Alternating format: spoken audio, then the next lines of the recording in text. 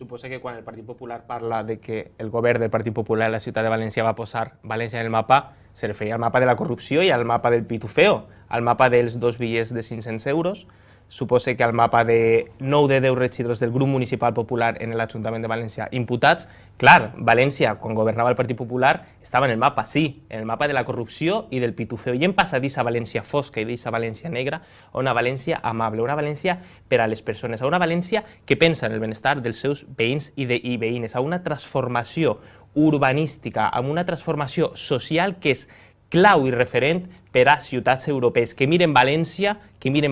com un exemple de ciutat amable per a les persones. Encara que al Partit Popular li dolga, els governs progressistes i Compromís li senta bé a la ciutat de València i li senten bé estos governs que pensen en les persones i no en la corrupció i en les mangarrufes del Partit Popular, com feia durant 24 anys governant l'Ajuntament de València. Els 2 bitllets de 500, 9 de 10 regidors del grup municipal popular imputats, suposa que això vos sona.